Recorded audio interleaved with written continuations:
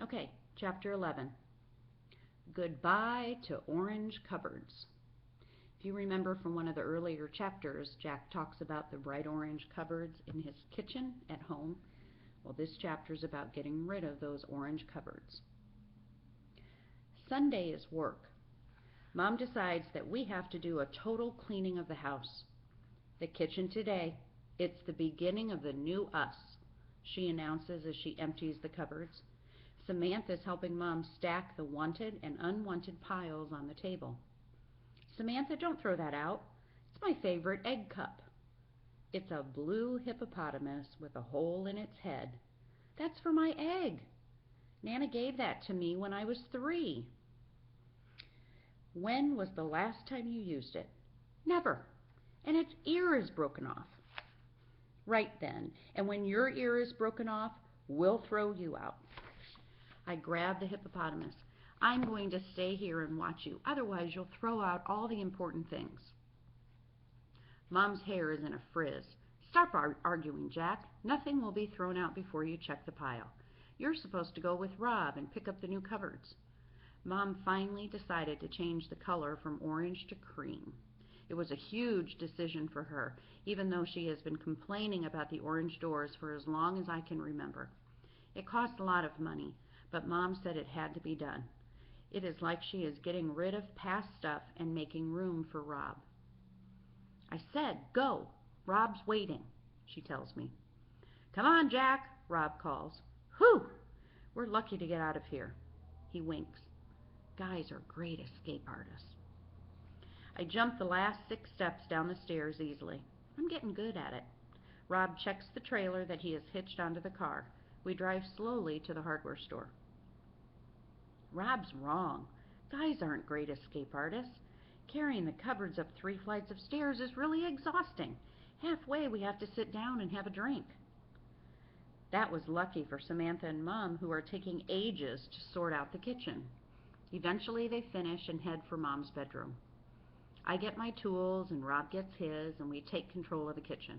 It is serious work changing the cupboards, drilling holes, hammering in wall plugs, screwing in the doors. We carry piles of orange laminate out of the kitchen and store it in the family room. Rob and I are a good team. So how's school? Rob knows how school is. Mom tells him everything without even asking me if it's all right. I don't like that. Well, it's better. Well, I hear you're staying on. That's right, for a while, I tell him. I hold a cupboard while Rob pushes it into place. Sweat is dripping down his back. He turns to look at me for just a second. You know, I'll give you a hand. Teach you a bit of karate. Back you up at school. If anyone gives you a hard time, tell them you've got a stepdad. Stepdad? A funny feeling vibrates along my spine. I'm all right.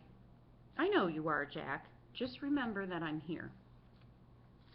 We're dead tired by Sunday evening, but the kitchen is clean, organized, cream, and mission brown, and it's finished. Samantha puts on some music. We listen to dance music while we all eat pizza sitting on piles of orange laminate. Can't wait to throw all this orange out, Mom says. I can't believe it's finally going.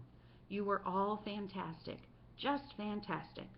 Mom hums in time with the music. Mom, the big closet near your dressing table, is empty.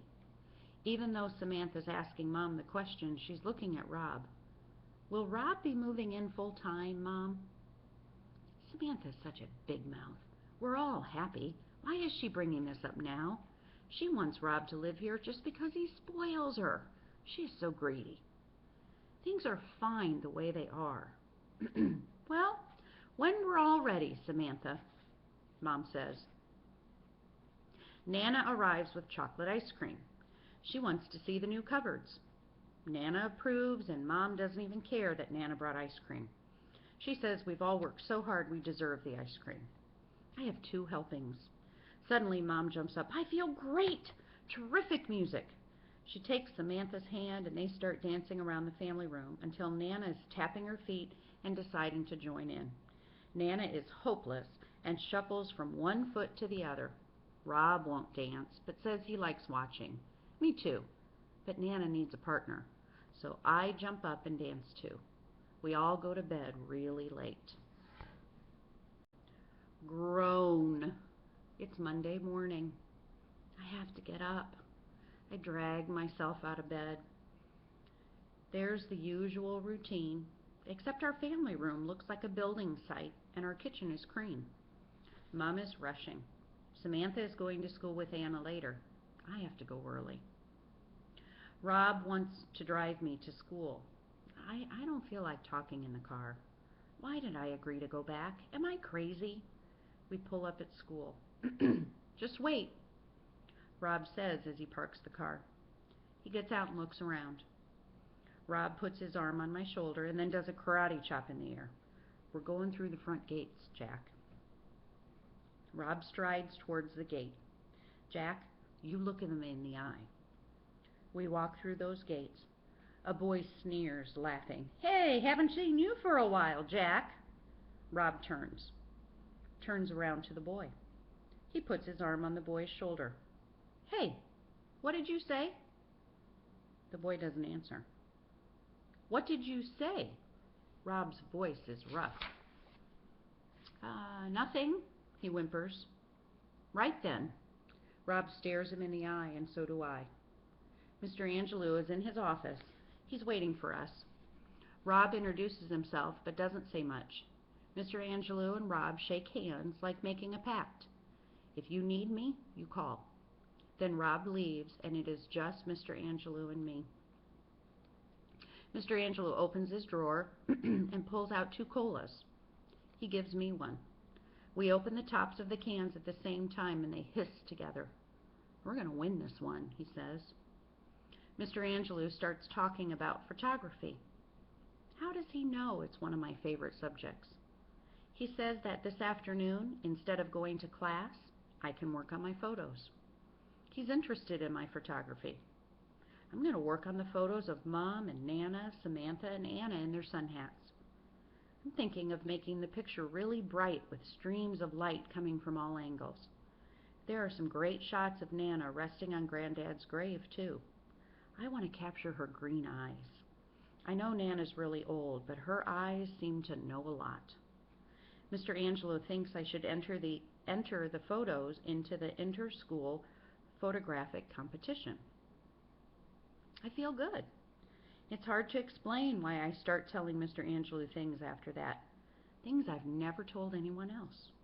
Private things about having no dad, worrying about Mom and Samantha and Nana, being scared that we would have no money, scared that Rob would be like my dad.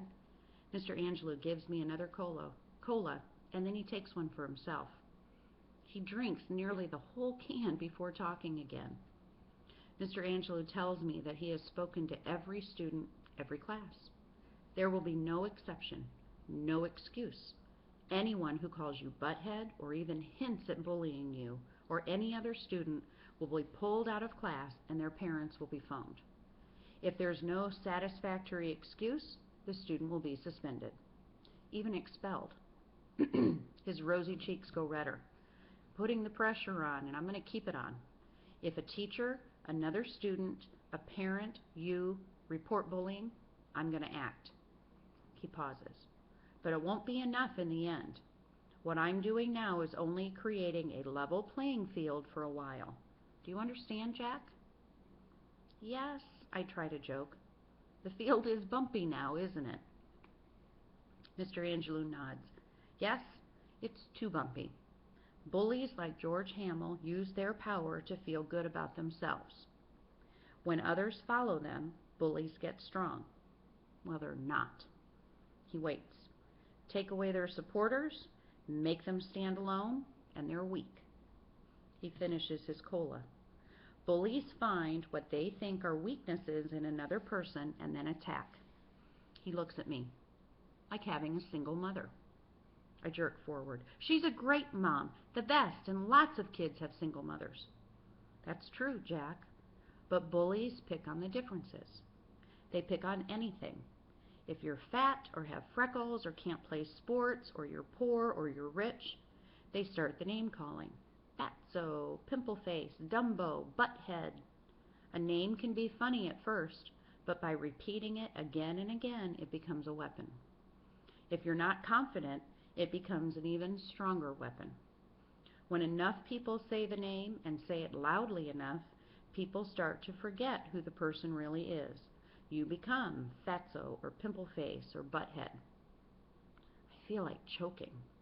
I remember running up the library stairs, Christopher not playing ball with me, how kids who would say hello before, nice kinds of kids, just stopped.